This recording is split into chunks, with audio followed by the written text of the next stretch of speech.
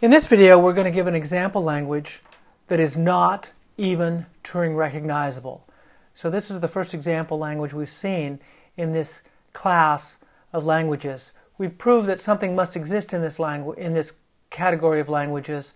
Now we're going to give an actual example of a language that is not Turing recognizable. In other words, this language is so bizarre, when given an example that is in the language, we can't even tell whether it's in the language. The first point we want to make is that if a language is decidable, then it's Turing recognizable. Well, that is sort of pretty clear. If we can recognize both members of the language and we can recognize a string that's not in the language, then certainly we can recognize a string that's in the language and accept. But we can also talk about its complement, the complement language, those strings that are not in the language. We can also recognize those. Essentially, if a language is decidable, when given a string, we can say, is it in the language? Yes. Or is it not in the language? No. We don't ever loop. There is a Turing machine in existence for this language that will always halt and say yes or no. The element, this string, is in the language or it's not. So we can recognize things that are in the language, and by just reversing the accept-reject aspects of this Turing machine, we can also recognize things that are not in the language, that are in its complement.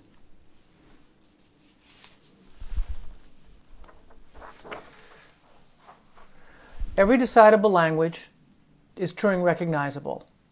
It's a subset.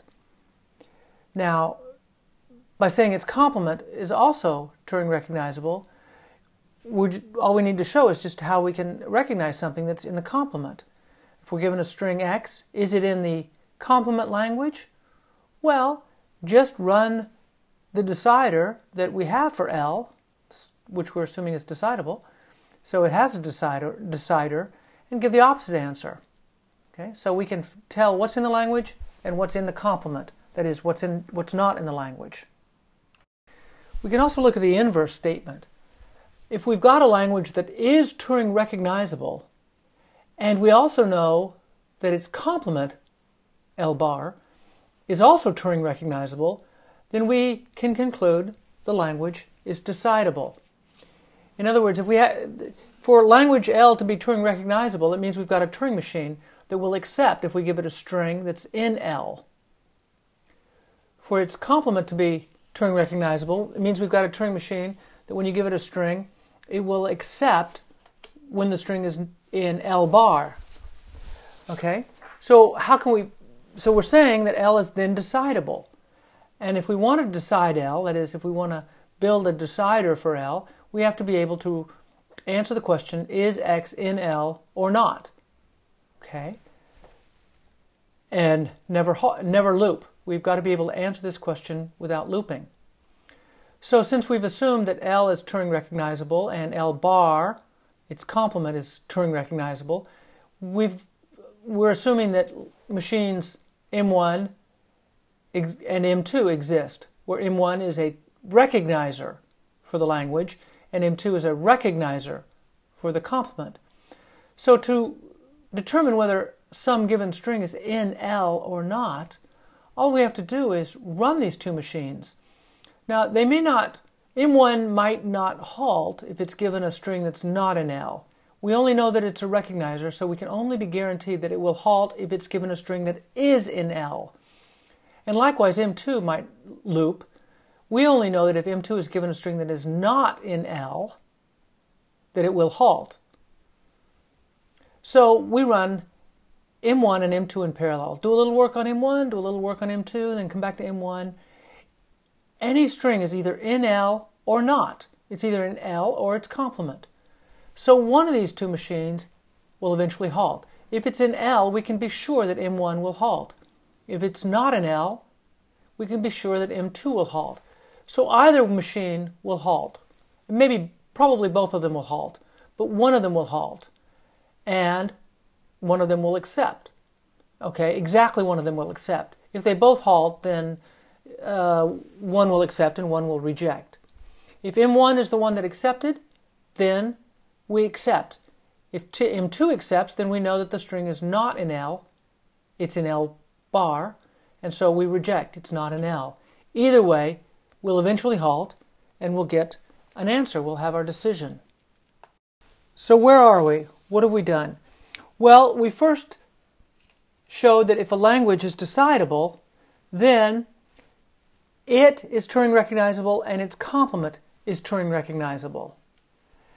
And then we showed that if a language is Turing recognizable and its complement is Turing recognizable, then it's decidable. So putting those two pieces together, we can conclude that a language is decidable if and only if it and its complement are Turing recognizable. So a language is decidable if and only if the language and its complement are Turing recognizable. Now there's also some terminology that's used called co-Turing recognizable. A language is said to be co-Turing recognizable if its complement is Turing recognizable. So using that terminology, we can restate this theorem as follows. A language is decidable if and only if it is Turing recognizable and co-Turing recognizable. And now we're almost ready for the punchline. We're almost there. Okay? Recall that so far we've shown that the acceptance problem for Turing machines, the halting problem, is Turing recognizable. And we've also shown that this same language is not decidable. Okay, so it's Turing recognizable, but it's not decidable. So we can ask about the complement. We can conclude by the logic we just had that the complement of ATM is not Turing recognizable. So here is a set that is not Turing recognizable. What it means is if you give me something, a string in this language, there is no Turing machine in existence. And there cannot be a Turing machine that will always halt and accept if that string is in ATM bar. Okay, this language, the complement of ATM, is not Turing recognizable. If you've got a machine that works correctly, it will not always terminate. Okay? And how can we, the proof of this, if you've been following, it should be pretty straightforward. Assume that it is Turing recognizable. Well, if a language and its complement are both Turing recognizable, then the language is decidable.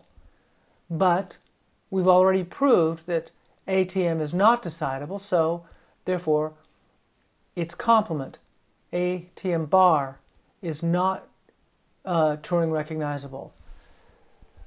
So it's kind of hard to imagine what this language looks like, and rightly so, because it's a language that's not decidable and it's not even Turing recognizable.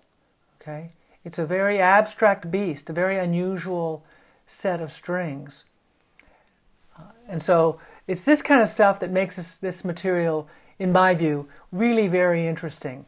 What is this thing? What is this language? What does it look like?